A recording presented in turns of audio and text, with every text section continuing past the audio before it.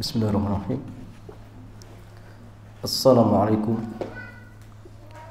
warahmatullahi wabarakatuh.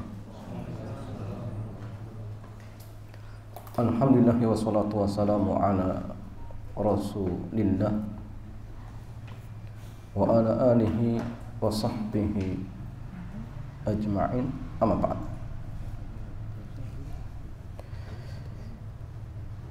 Hadirin wal hadirat, ikhwah wa akhwati fillah. Alhamdulillah, di kesempatan sore hari ini Allah Azza wa Jalla kembali pertemukan kita di majlis yang sangat mulia ini, yaitu majlis thalabul ilmi. Dan sore yang mulia ini kita masih pada kitab Pasar Muslim Dunia Maklar, karya Al-Ustaz Aminul Bait hafizahullah ta'ala. Dan tema di kesempatan sore hari ini berkaitan tentang al-ihtikar, menimbun barang. Ya, jamaah sekalian, di antara bentuk atau salah satu maqasidus syariah adalah menghilangkan kezaliman atau menguranginya. Dan karena di dalam al-ihtikar ini ada bentuk kezaliman, maka syariat Islam tidak membolehkan al-ihtikar, menimbun apa? Barang. Kecuali nanti yang dikecualikan. Ya, kenapa? Karena memang ada unsur kezaliman, jemaah. Ada pihak lain yang mereka terzalimi. Sedangkan Rasulullah sallallahu alaihi wasallam beliau bersabda, unsur zaliman atau madluman. Tolonglah orang yang berbuat zalim atau yang dizalimi. Dan cara menolong orang yang berbuat zalim, kita nasihati, kita ingatkan. Baik biliyad, bil lisan atau bil qalbi, baik dengan tangan kita atau dengan lisan kita atau dengan hati kita. Karena Rasulullah dia mengatakan, man ra'a minkum munkaran falyughayyirhu biyadihi, barang siapa yang melihat kemungkaran cegah dengan tangan. Kalau tidak mampu, cegah dengan lisan. Kalaupun lisan tidak mampu, maka cegah dengan hati. Tetapi ingat, ini adalah serendah-rendahnya iman. Tetapi ya memang harus diingkari sesuai dengan kemampuan masing-masing. Penulis kitab mengatakan, bismillahi wassalatu wassalamu ala rasulillahi wa ba'd. Secara prinsip dalam Islam pasar bersifat bebas. Jadi pasar itu bersifat bebas. Tidak boleh ada intervensi dari pihak manapun, enggak boleh ya. Karena persyaratan sahnya sebuah transaksi adalah keridhaan kedua belah pihak yang melakukan transaksi. Jadi kalau kemudian salah satunya tidak ridho, maka tidak sah. Ya, maka tidak sah. Kecuali yang nanti jamaah salin dikecualikan ya. Ada hal yang dikecualikan. Tetapi kebebasan tersebut bukan berarti tanpa batas. Ya, jadi bukan berarti kemudian silahkan bertransaksi semaunya sendiri tanpa aturan, bukan. Namun tetap ada aturan-aturannya. Dan aturan inilah jamaah sekalian yang harus kita perhatikan.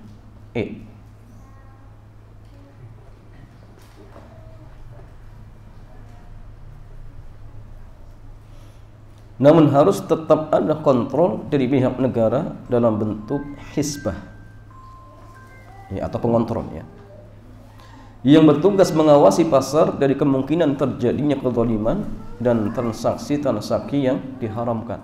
Dan itu tugas pemerintah, karena ketika ada kezaliman maka pemerintah masuk. Karena yang bisa menghilangkan kezaliman dengan tangannya pemerintah. Ya. Kalau kemudian tangan tidak mampu, ya silakan dengan lisan, ya ingatkan seperti itu. Dan ini sudah dipraktikkan di zaman dahulu, ya, dari zaman Rasulullah, kemudian zaman para sahabat, ya, zamannya Umar memberikan instruksi agar orang-orang yang tidak paham tentang fikih muamalah ataupun jual beli dikeluarkan dari pasar. Dikeluarkan dari pasar. Kenapa? Karena yang terjadi mereka akan merusak. Bukan memperbaiki tetapi merusak. Nah, sehingga ya hal seperti ini penting ya Mas Samyan, ya penting untuk dalam artian terapkan. Jadi tidak dalam artian yang berjualan ya, murni niatnya hanya dunia tok, tidak. Tetapi prinsip kita itu Mas Samyan bukan hanya sekedar dapat untung tetapi berkah. Itu paling penting. Itu paling penting. Ya, di antara pelanggaran yang dilakukan para pedagang yang bisa merusak situasi pasar adalah menimbun barang yang menjadi kebutuhan pokok masyarakat. Al-ihtikar. Ya. Tujuannya agar bisa mempermainkan harganya sehingga menyusahkan masyarakat. Nah, itu tujuan mereka. Ya. Kalau barang sudah tidak ada lagi di pasaran, kemudian mereka baru mengeluarkan barang tersebut dengan mungkin dipatok harga yang cukup mahal, misalkan cukup tinggi. Nah, maka yang seperti ini tidak dibolehkan, ya, tidak diperbolehkan. Tindakan menimbun barang semacam ini dalam kajian fikih muamalah disebut dengan al-ihtikar. Al-ihtikar. Ya. Dan al-ihtikar, ikhwan wa akhwati fillah, terlarang di dalam syariat kita, di dalam syariat Islam. Dan banyak dalil yang menjelaskan tentang hal ini. Di antaranya firman Allah Azza wa Jalla surat ya, Al-Hajj ayat yang ke-25. Allah Azza wa Jalla berfirman, "Wa may yurid fihi ilhadin bi dzulmin nudzikhu min azabin alim." Siapa yang bermaksud di dalamnya melakukan kejahatan secara zalim, niscaya akan kami rasakan kepadanya sebagian siksa yang pedih. Sehingga ayat ini ya, terdapat bentuk ancaman bagi orang yang melakukan tindak kezaliman. Ya.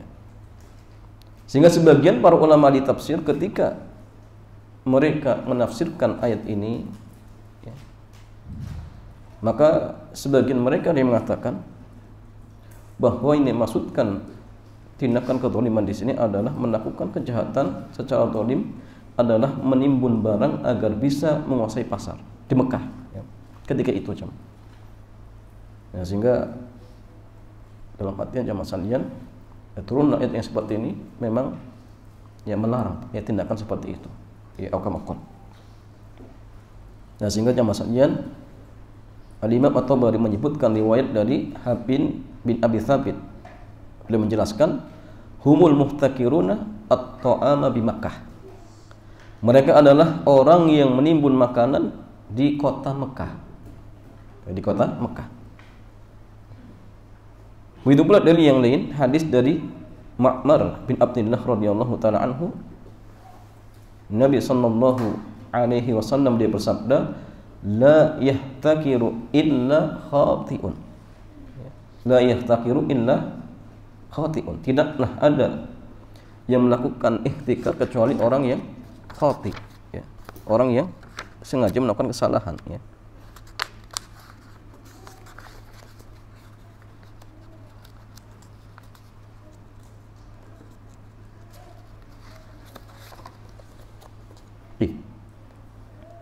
Jadi tidak ada orang yang melakukan tindakan ihtikar kecuali orang yang sengaja melakukan kesalahan.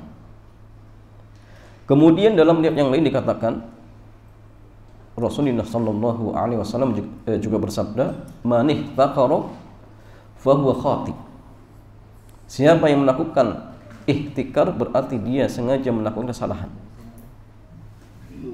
Begitu pula hadis yang lain ya, dari Ma'qil bin Yasar radhiyallahu taala anhu bahwa Nabi bersabda, "Man dakhala fi syai'in min as'arin muslimin liyuliyahu alaihim fa inna haqqan 'ala Allah azza wa jalla an yuq'idahu bi udmin minan nari yaumal qiyamah."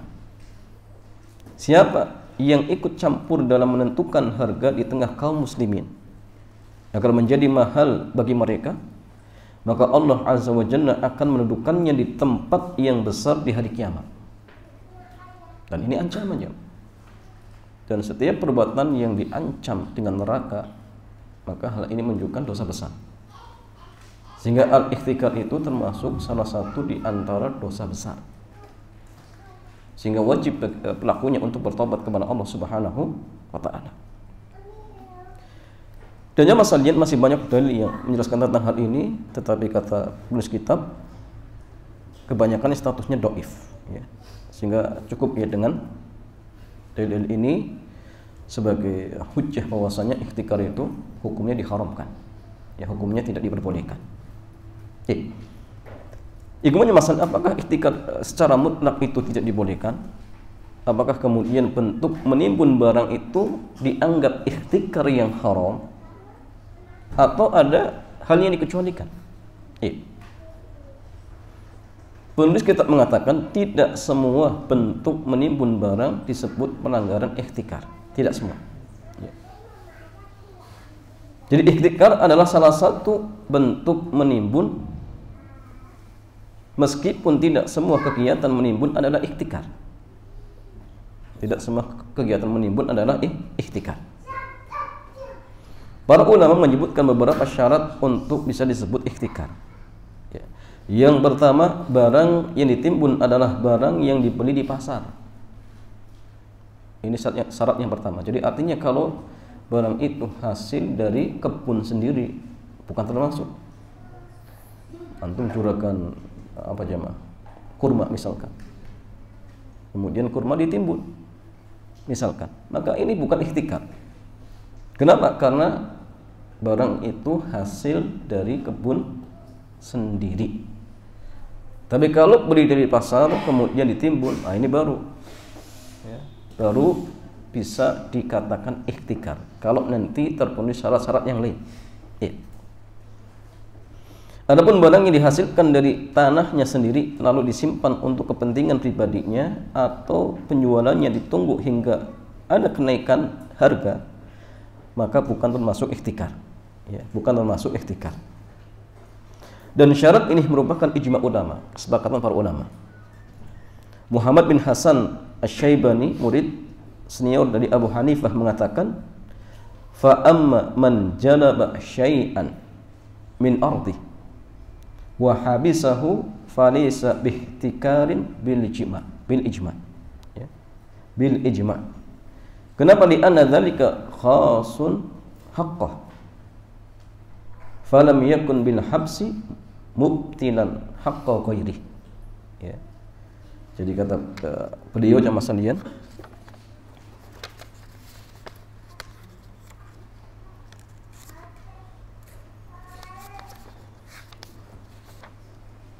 orang yang mendapatkan hasil dari lahannya, ya, lalu dia tahan, bukan termasuk ihtikar dengan kesepakatan para ulama. Ya. Karena hasil lahan ini adalah murni hak pribadinya, sehingga menimbun hasil dari lahan ini tidak mengganggu hak orang lain. Ya, karena memang hasil dari tanah, kebunnya sendiri. Antum misalkan petani padi, ketika musim panen karena melimpah, antum timbun misalkan, ya sah-sah saja, boleh. Kenapa? Karena memang dari hasil sawahnya sendiri. Atau misalkan panen jagung, ya, karena melimpah, dan kalau dijual ketika musim panen sangat murah, sehingga dia rugi misalkan, karena modalnya sangat besar, akhirnya ditimbun dan nanti dikeluarkan ketika harganya naik, maka ini tidak masalah. Kenapa? Karena dari sawah sendiri atau dari kebun sendiri.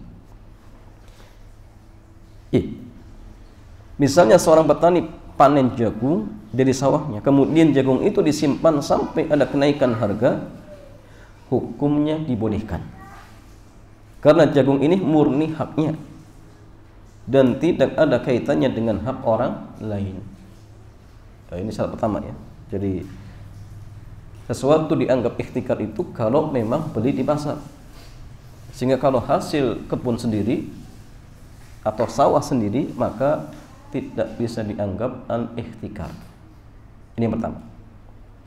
Syarat yang kedua, barang itu dibeli ketika harga mulai naik. Barang itu dibeli ketika harga mulai naik. Ya, dia cari info ya. Karena barang dilihat sudah mulai berkurang dan mulai naik, dia beli. Ya. Yang ada di pasar semua dibeli, disimpan misalkan.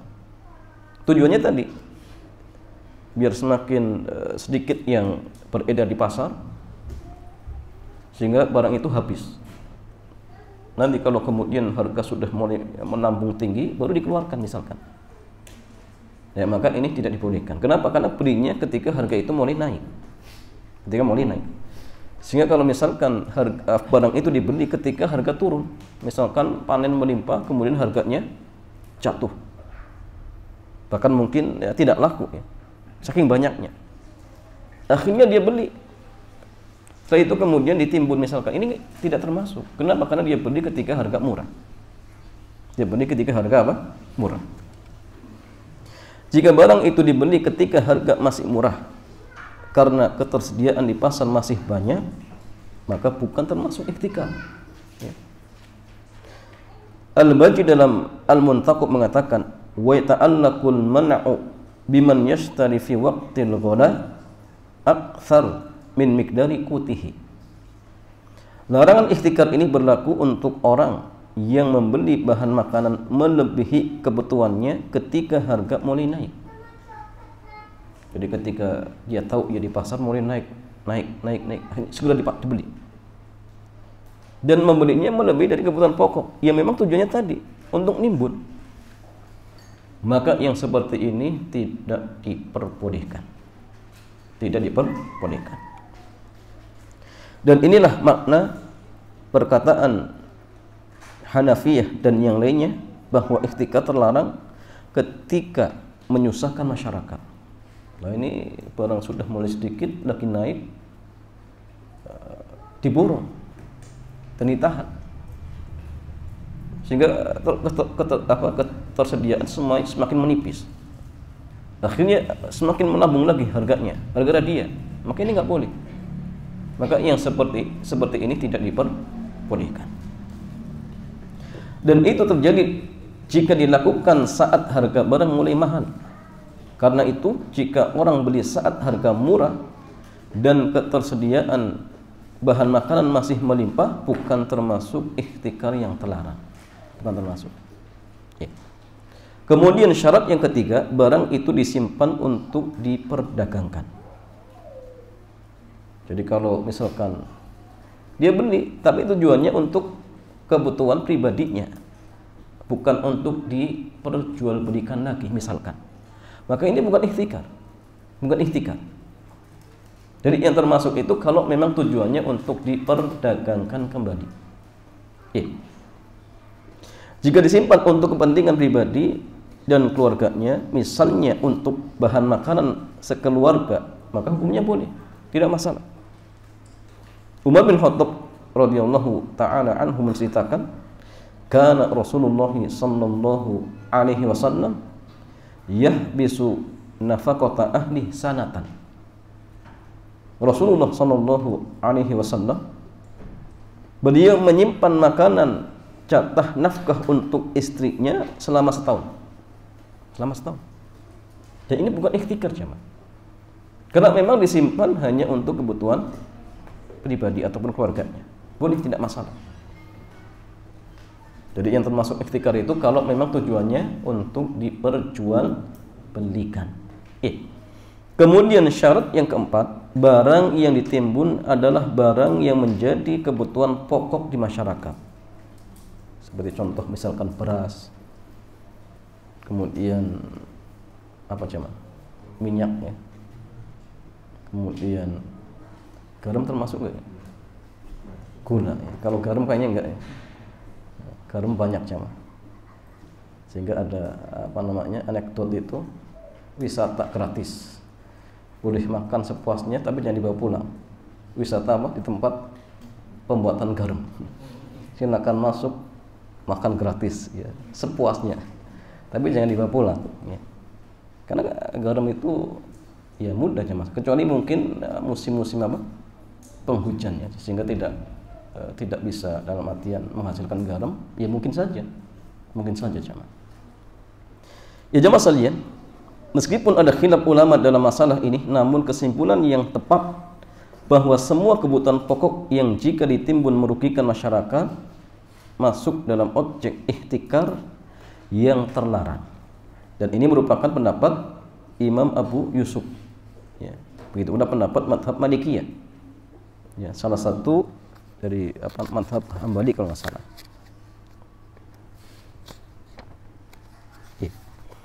Itu pula salah satu pendapat dari madhab Hambali ya, dan pendapat yang dipilih oleh Al-Imam Ibnu Hazm ya, bahwasannya tidak dalam artian apa kebutuhan pokok yang mungkin sehari-hari kita butuhkan saja, tapi yang lainnya pun masuk.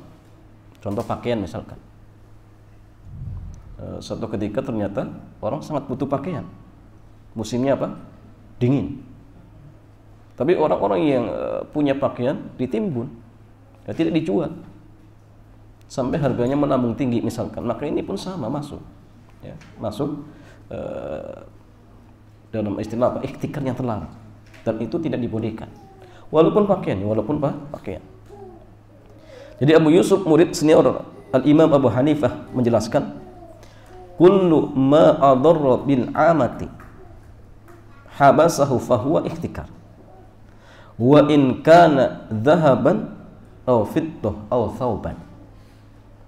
Semua yang merugikan masyarakat jika ditimbun, maka itu disebut ihtikar yang terlarang, sekalipun objeknya emas, perak ataupun pakaian. Jadi tidak hanya bahan makanan ya. Selagi itu merupakan kebutuhan dalam artian mendesak masyarakat, dan kalau kemudian ditimbun akan membahayakan mereka, berarti menimbun termasuk al-ihtikar. Ya tadi ya, baik emas ataupun perak ataupun pakaian. Tapi emas itu terbayang tidak jamaah? Ditimbun berbahaya? Mungkin tidak. Ya mungkin saja. Kalau memang ketika ditimbun akan membahayakan masyarakat. Tapi kalau tidak, ya tidak masalah. Ya. Dan ini juga merupakan salah satu pendapat ulama-ulama Syafi'iyah. Dalam Asna al-Matalib, salah satu referensi Syafi'iyah, dinyatakan, qala al-Qadhi Husain an-Nathiyab, idza kana an-nasu yahtajuna ilaiha li shiddatil bardi ghayatan ihtijaj aw li sadlin awrati yukrahu lahul imsak. Al-Qadhi Husain mengabarkan bahwa pakaian yang dibutuhkan masyarakat karena sangat dingin atau untuk menutup aurat, maka makruh untuk ditimbun. Kemudian setelah menyebutkan nukilan di atas, Zakaria Al-Ansari mengatakan, fa in arada karahat at-tahrim fadhahirun wa huwa muwafiqun lima qultuhu min anhu yanbaghi an yaj'aluhu fi kulli ma yahtaju ilaihi ghaliban minal mat'umi wal malbus. Jika yang dimaksud makruh di sini adalah haram, ini yang lebih sesuai. Seperti yang saya katakan bahwa selayaknya para ulama menjadikan objek ihtikar adalah semua yang dibutuhkan masyarakat secara umum, baik bentuknya makanan maupun pakaian. Jadi selagi itu kebutuhan masyarakat, dan kemudian kalau ditimbun membahayakan mereka, maka perbuatan ini disebut ihtikar, dan termasuk ihtikar yang terlarang. Dan yang masalahnya pendapat yang sama juga difatwakan oleh Lajnah Ad-Daimah. Para ulama yang duduk di Lajnah Ad-Daimah mengatakan tidak diperbolehkan menimbun barang yang dibutuhkan oleh masyarakat banyak. Tindakan ini disebut dengan ihtikar. Dan kebutuhan pokok masyarakat bisa jadi berbeda-beda antara satu waktu dengan waktu yang lainnya. Jadi tidak bisa disamakan. Bulan ini mungkin yang sangat mendesak tadi ya, apa namanya, gula. Ternyata ditimbun, ya ihtikar. Bulan depan ternyata yang sedikit beras, ternyata ada yang nimbun. Maka ini juga disebut dengan ihtikar. Nah, sehingga kondisi ini pun jamaah sekalian bisa dalam artian berbeda-beda ya, antara satu waktu dengan waktu yang lain. Intinya hal tersebut merupakan kebutuhan masyarakat. Kemudian kalau ditimbun akan membahayakan mereka, maka menimbun termasuk ihtikar yang terlarang. Ihtikar yang terlarang. Ya, sekarang masalah bagaimana hukum pelaku ihtikar. Ya.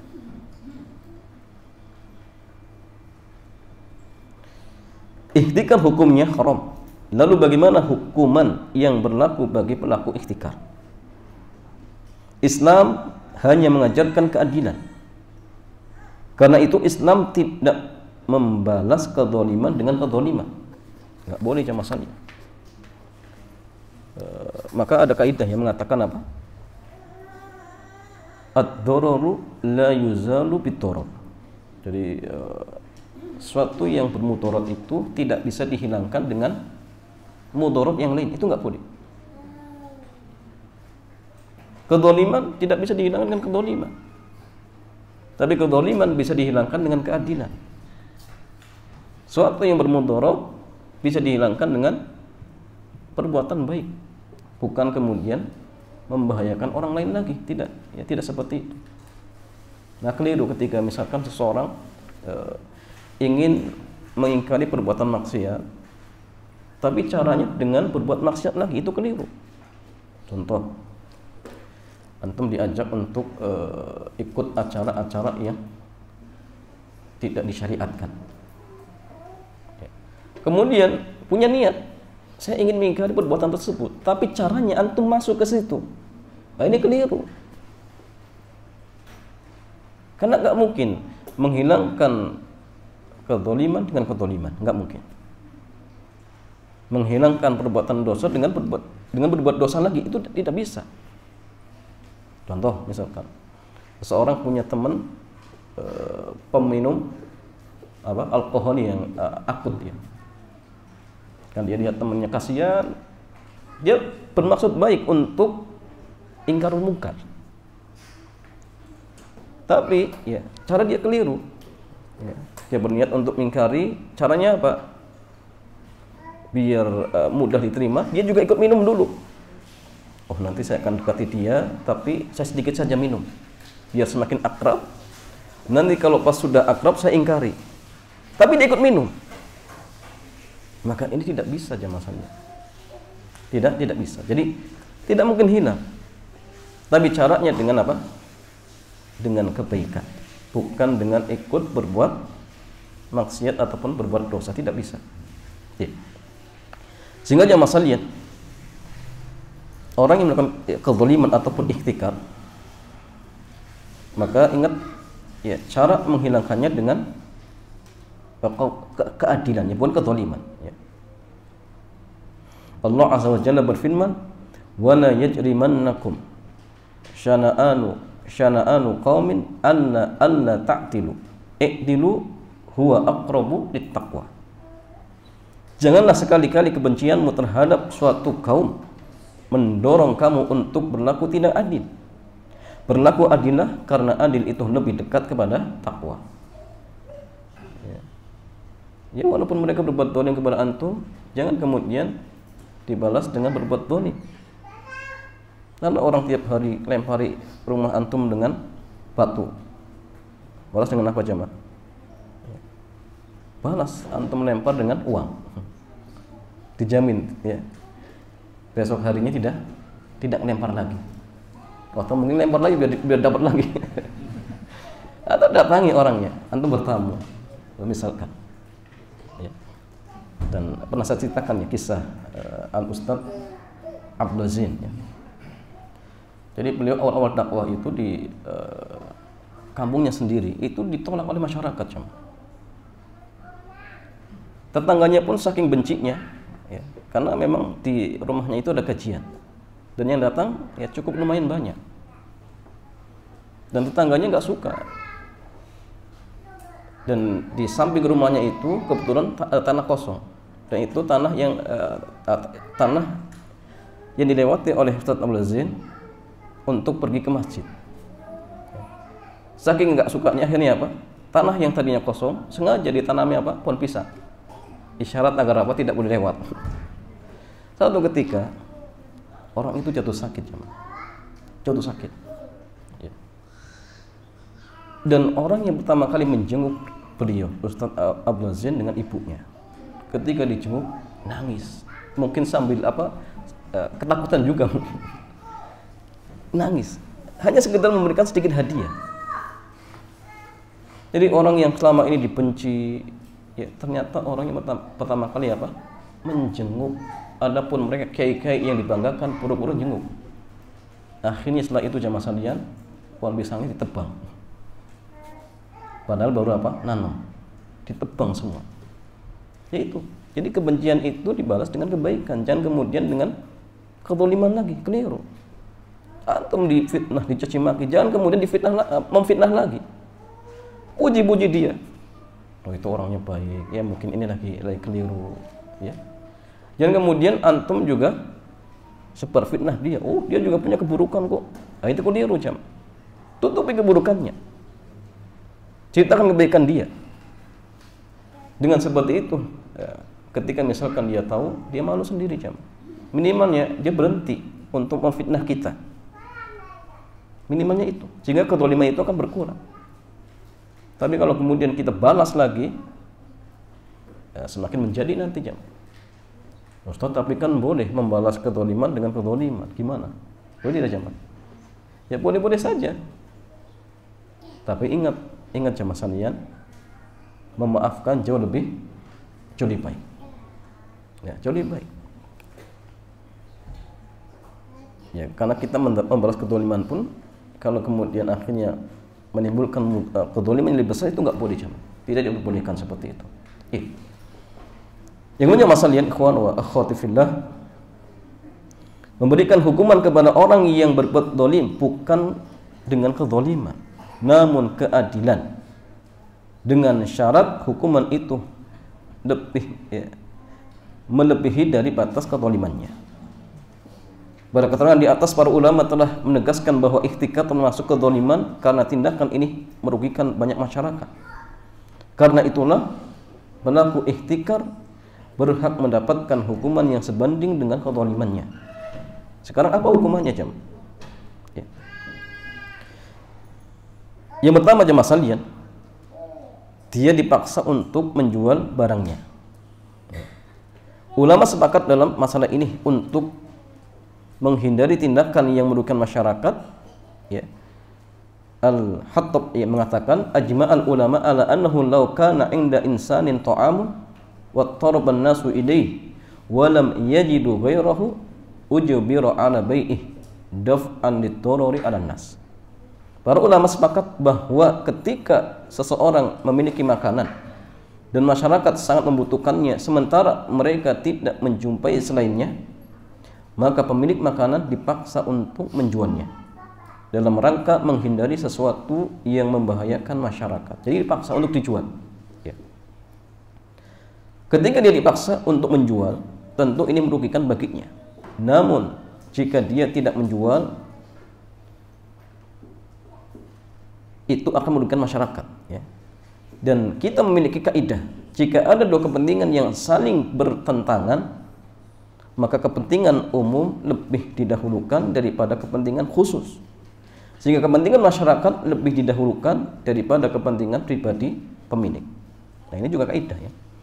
Jadi ini juga diantara kaidah untuk memilih mana yang harus kita ambil.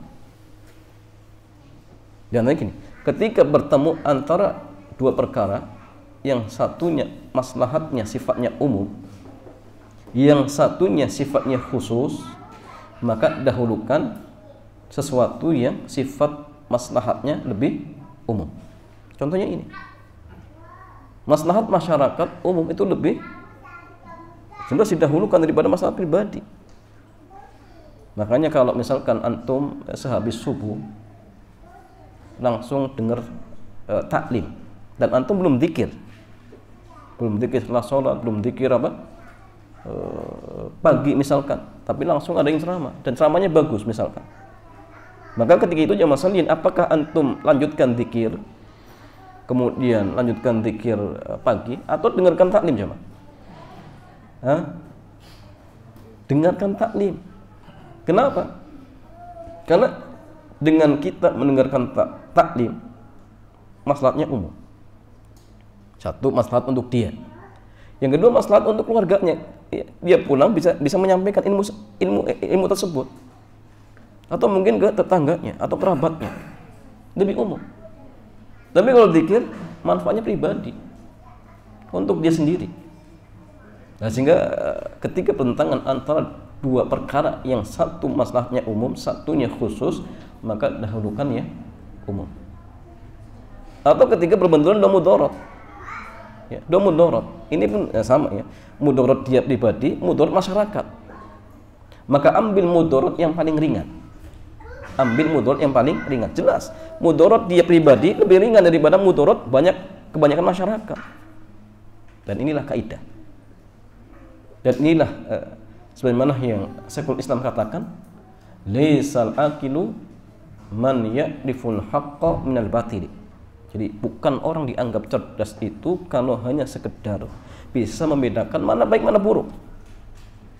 Tapi kata beliau, walakinnal aqilah, tetapi orang yang berakal itu adalah orang yang bisa membedakan mana maslahat yang paling besar dari dua maslahat yang ada, dan mana mudarat yang paling ringan dari dua mudarat yang ada. Dan kita jamaah sekalian, setiap hari kadang dibenturkan dalam masalah seperti ini. Dan mau tidak mau kita harus memilih salah satunya. Tundang acara bid'ah misalkan. Kalau tidak hadir ada mudarat, kalau hadir juga ada mudarat. Pilih yang mana jemaah? Karena harus milih salah satunya. Milih tidak hadir atau milih hadir. Enggak ada ketiganya jemaah. Antara enggak hadir dan hadir. Dan masing-masing ada mudarat. Maka silakan timbang mana mudarat yang paling ringan, silahkan diambil. Dan setiap orang itu beda-beda jamaah. Ya. Jangan kemudian disamakan. Kondisi kita dengan dia mungkin beda. Oh, dia ternyata kalau hadir itu lebih ringan karena diancam. Kalau nggak hadir dibunuh misalkan. Ya hadir silakan. Tapi buat yang lain mungkin tidak hadir lebih ringan. Ya jangan hadir. Sehingga yang paling tahu kondisi adalah pelakunya langsung. Langsung seperti itu. Dan inilah penting ya, kaidah-kaidah seperti ini. Yang kemudian masalah yang kedua, yang boleh dipaksa jual adalah yang melebihi kebutuhan pribadinya.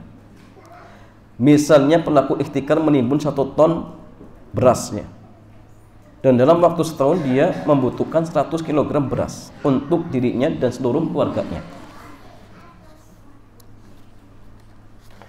Maka ketika dia dipaksa untuk menjual hanya yang berlaku sebesar 900 kg beras. Ya, karena yang 100 kebutuhan dirinya dan keluarganya. Yang 900 dipaksa untuk dijual. Ya. Dan ini fatwa dari Al-Imam Al-Kasani ya.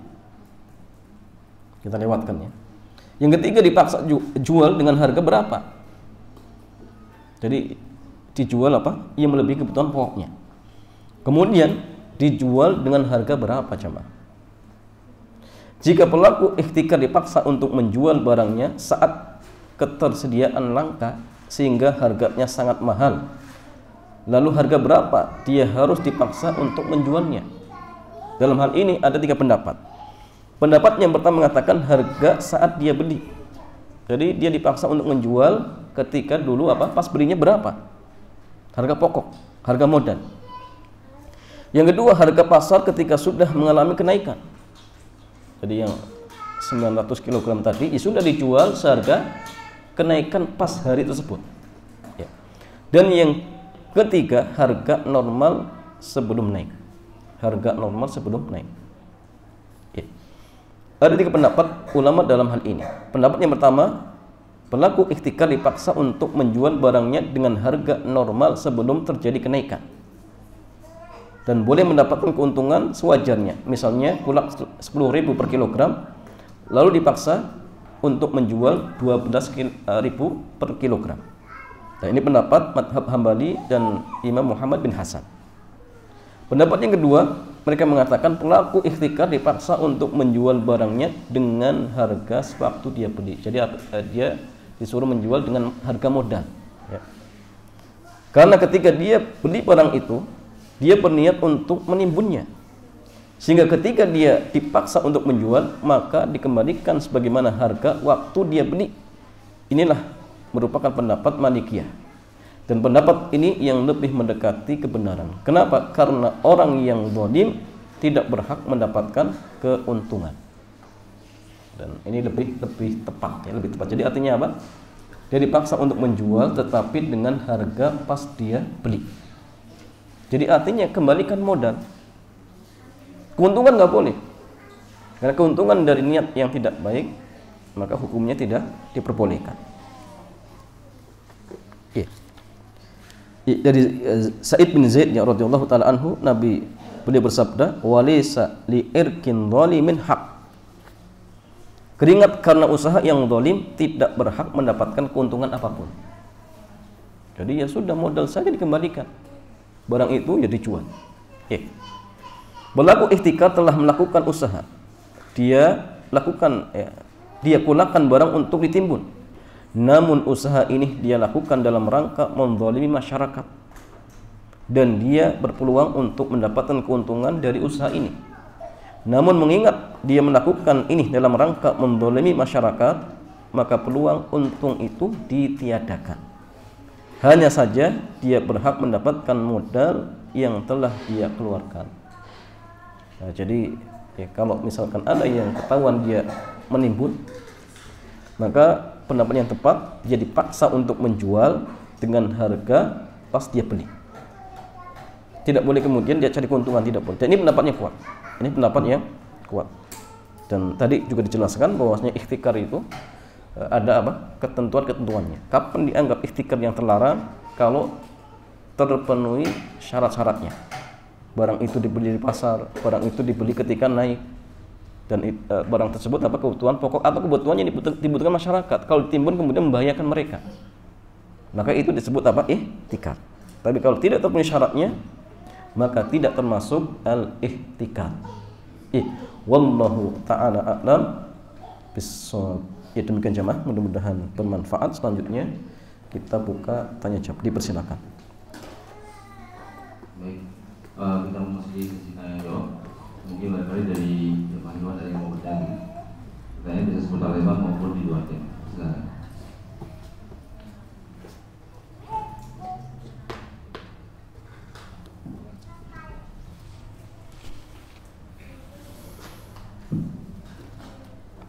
Ustaz izin bertanya. Ya, foto. Terkait dengan sholat berjamaah. Pada saat sholat yang 4 rakaat. Nah, imam lupa kalau dia sudah melakukan tasyahud awal. Dia melakukan, tapi dia lupa kalau dia sudah melakukan. Sehingga rakaat ketiga dia anggap rakaat kedua. Akhirnya kembali melakukan tasyahud awal. Nah, sebagian makmum sudah coba mengingatkan ya dengan bertasbih. Namun imam tetap dengan anggapannya. Akhirnya terjadi dua kondisi pada makmum. Sebagian makmum ikut imamnya, sebagian makmum berdiri sambil menunggu imam bangkit. Nah, lalu kemudian yang terjadi di rakaat keempat, imam menganggap dia itu berada di rakaat ketiga. Nambah lagi. Akhirnya dia bangkit lagi. Nah, terjadi perpecahan lagi di antara makmum. Nah. Ada yang ikut imam, ada yang dia duduk tasyahud sambil menunggu imam. Nah. Sampai di akhirnya, apa kalau anak nggak salah, mestinya kan sahwinya setelah salam Ustaz ya? Iya. Nah ini imamnya sahwi sebelum salam. Belum salam. Nah untuk makmum yang lebih tepat harus bagaimana itu Ustaz? Ya, wa jazakumullahu khairan. Saya jelaskan dulu yang benarnya. Jadi ketika terjadi kasus seperti ini, maka sikap makmum yang tepat, pertama tidak boleh dia ikut duduk tasyahud di rakaat yang ketiga, tidak boleh. Tetapi dia harus berdiri. Terus bagaimana? Ya sudah berdiri, nunggu nanti imam berdiri. Ketika berdiri ya sudah ikut. Kalau kemudian dia sebenarnya sudah di sini ada dua pilihan. Boleh menunggu atau boleh mufaraqah. Mufaraqah itu memisahkan diri kemudian lanjutkan sendiri, setelah itu apa? Salam, tidak masalah.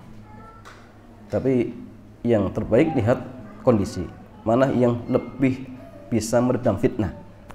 Jadi kalau berdiri kemudian tunggu nanti imam naik, tidak masalah. Itu dibolehkan. Kemudian ternyata di rakaat yang keempat karena imam menganggap masih kurang, akhirnya berdiri lagi. Diingatkan juga tetap berdiri. Maka makmum yang tadi harus duduk. Kemudian tasyahud. Setelah itu bagaimana? Tadi sama, boleh dia mufaraqah, langsung salam, atau dia nunggu imam. Nunggu imam. Ternyata pas nunggu imam sujud sahwi sebelum salam. Karena harusnya, karena dia menambah berarti sujud sahwinya setelah salam. Tapi ternyata imam sujud sahwi sebelum salam. Terus bagaimana sikap makmum? Wajib ikut. Ikut sahwi sebelum salam. Iya. Wajib ikut. Kenapa? Innama ju'ilal imamu liyu'tamma bihi. Imam itu dijadikan untuk diikuti. Termasuk dalam masalah sujud sahwi. Karena memang jamaah mazhab Syafi'i, mereka berpendapat semua sujud sahwi sebelum salam. Sehingga mungkin imamnya berpegang dengan mazhab Syafi'i. Sehingga sujud sahwi sebelum salam, maka kita ikut. Beda kalau sujud sahwi nanti sebelum salam beda. Ya, tapi kalau sebelum salam maka makmum wajib ikut. Ya. Ini yang benar. Ya. Jadi tidak boleh kemudian dia ikut berdiri. Kalau dia yakin ini rakaat yang keempat kemudian sengaja berdiri dan dia tahu hukumnya batal. Apa Ustaz, berarti tidak berlaku kaidah imam untuk diikuti? Mengikuti imam dalam hal-hal yang tadi disyariatkan. Kalau keliru tidak boleh. Nah, imam misalnya duduk tasawuf yang kedua di rakaat yang ketiga, dia tahu persis nggak boleh duduk. Kalau duduk dia batal. Kenapa? Kan dianggap menambah dengan sengaja kewajiban sholat, batal. Ya. Tapi bagaimana kasus tadi? Ya, sebagian paham, sebagian nggak paham. Jawabannya makmum yang tidak paham sholatnya sah. Tapi kalau makmum yang dia paham, tapi kemudian sengaja ikut menambah, batal. Jadi kasus yang tadi terbagi dua kelompok. Kelompok yang pro dengan imam, kelompok yang tidak pro. Semuanya sah sholatnya selagi dia nggak tahu. Jelas? Satu lagi Ustaz. Kalau makmumnya ini sudah tepat, pilihan makmum ini sudah tepat, dia nggak mengikuti bagian kesalahan-kesalahan imam. Kemudian pada saat imamnya sujud sahwi sebelum salam. Ya, sebelum salam ataupun setelah salam sekalipun, karena makmum merasa oh yang salah imam, karena bagian imam salah saya nggak ikutin, akhirnya dia memilih tidak sujud sahwi, bagaimana Ustaz? Dilihat, kalau sebelum salam harus ikut. Kalau setelah salam, ketika dia bukan makmum yang masbuk, maka yang tepat dia wajib ikut. Jelas? Kalau dia bukan imam yang bukan makmum yang masbuk. Tapi kalau dia imam makmum yang masbuk, dilihat. Kalau misalkan dia mendapati kesalahan imam, maka di akhir nanti sujud sahwi. Tapi kalau misalkan dia tidak mendapati kesalahan imam, maka tidak perlu. Contoh misalkan imam salahnya di rakaat yang pertama, dia masuk di rakaat yang kedua, berarti tidak mendapati kesalahan imam. Ternyata imam sujud sahwi setelah salam. nanti makmum tidak perlu kemudian pas menyempurnakan sujud sahwi lagi, nggak perlu. Kenapa? Karena dia tidak mendapati apa kesalahan imam. Tapi kalau dia makmum yang dalam artian sempurna dari awal ikut misalkan, maka yang tepat dia wajib ikut walaupun setelah salam seperti itu. Ya. Itu lagi jamaah sekalian, sujud sahwi itu ingat di akhir, bukan di tengah-tengah. Contoh gini, taruhlah dia mendapati kesalahan imam. Taruhlah dia mendapati kesalahan imam. Kemudian imam sujud sahwi sebelum salam. Maka nanti ketika dia menyempurnakan sujud sahwi lagi. Kenapa? Karena sujud sahwi yang pertama dia ikut imam. Adapun kewajiban dia nanti ketika menyempurnakan baru dia sujud sahwi lagi seperti itu. Nah, jadi yang pertama karena ikut imam, adapun hak dia nanti di akhir ketika menyempurnakan baru sujud sahwinya sebelum salam seperti itu. Wallahu taala a'lam bishawab. Ada pertanyaan dari Ahmad. Yang pertama, jika istri menyemir rambut warna hitam, apakah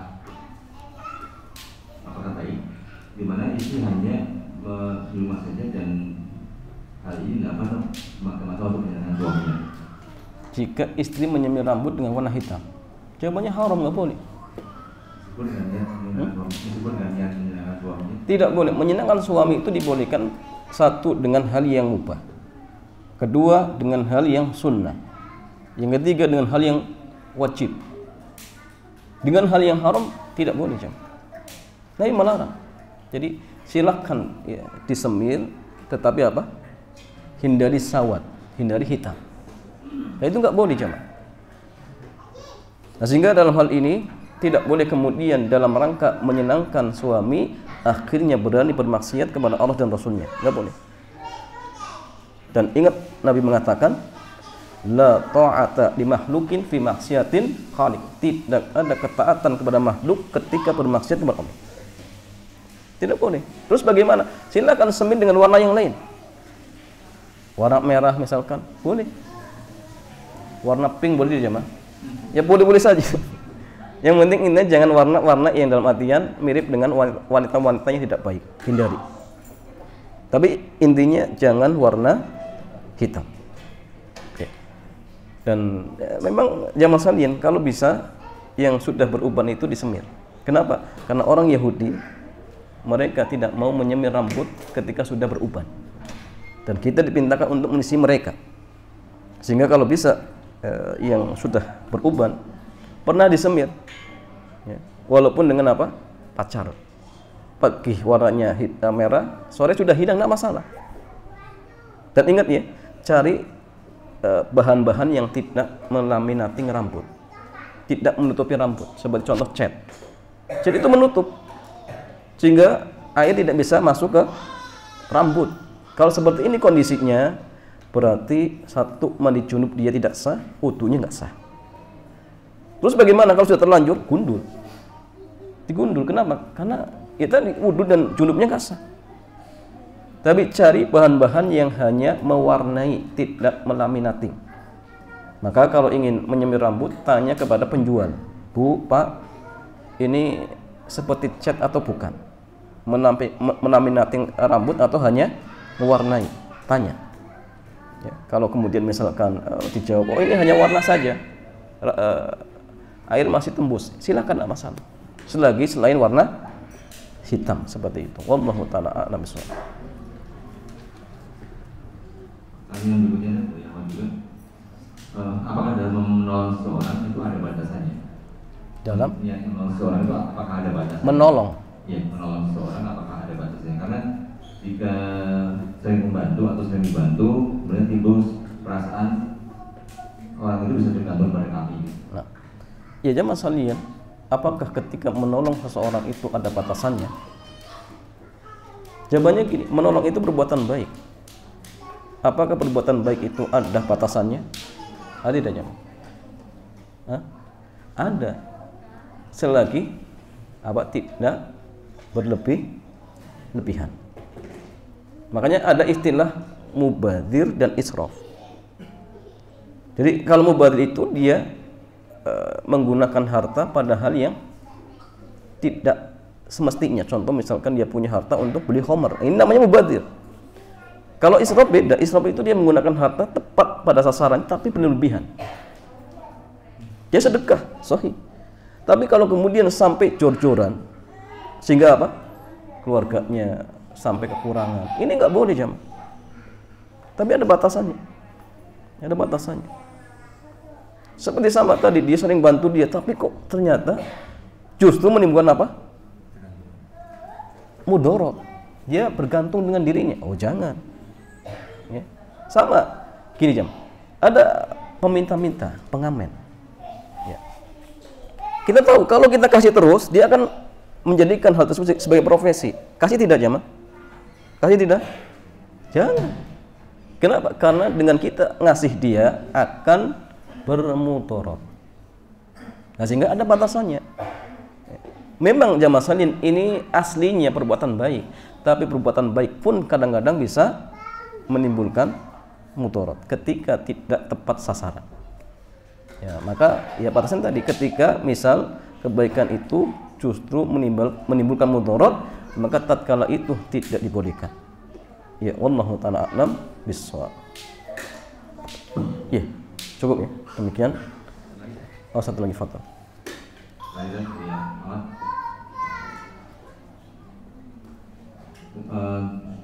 Jika ada seorang anak yang biasa berbicara kepada ibunya dengan kasar atau merasukan atau dengan nada tinggi, kemudian diingatkan dengan cara baik-baik, tetapi dia bilang ini biasa dan ibunya pun menganggap ini biasa. Yeah. Dan apakah itu hukumnya bagaimana? Hukumnya bagaimana? Yeah. Karena pada setahu kami di dalam Islam itu kita harus bakti. Ya, berlemah lembut kepada orang tua. Nah. Gitu. Ya, jawabannya haram jemaah. Ustaz, tapi orang tua itu ya haram. Ya. Jadi yang menjadi tolak ukur itu perbuatan. Dan kita dipintakan untuk apa? Wa qul lahum qawlan karima. Berlemah lembut, ucapkan ucapan yang baik. Walaupun orang tua tidak marah, tetap itu durhaka jemaah. Misal gini, orang tua nggak marah, anaknya bunuh. Oh, stop. Dulu pas orang tua masih hidup, dia katakan kalau saya dibunuh pun saya nggak marah. Nah, pertanyaan jemaah, ini durhaka bukan? Orang tua tapi nggak marah. Dia menyampaikan sendiri ketika masih hidup, kalau saya dibunuh saya nggak marah, saya ridho. Durhaka bukan? Ya durhaka. Jadi patokannya bukan kemudian oh dia ridho akhirnya berubah menjadi baik, enggak. Sama-sama zina jemaah. Sama ridho. Apa kemudian dianggap zina? Ya tetap zina. Oh Ustaz, tapi kan saling ridho. Ya tetap zina. Riba saling ridho tetap riba. Sehingga yang dianggap apa? Tadi ya. Makanya ada yang mengatakan apa? Al-ibratu bil haqaiqi wal ma'ani. Jadi yang tolak ukur itu hakikat dan makna. Ya hakikatnya dia berbuat kasar, mengucapkan ucapan kasar, durhaka. Ya itu termasuk durhaka. Walaupun orang tua apa? Ridho. Sehingga diingatkan. Ya. Diingatkan anaknya agar tidak mengucapkan ucapan yang kasar ataupun ucapan yang tidak baik. Kenapa? Karena itu termasuk perbuatan durhaka kepada kedua orang tuanya. Ya wallahu ta'ala a'lam bissawab. Ya, demikian jamaah, mudah-mudahan bermanfaat. Kita tutup. Subhanakallahumma bihamdik asyhadu an la ilaha illa anta astaghfiruka wa atubu ilaik. Assalamualaikum warahmatullahi wabarakatuh.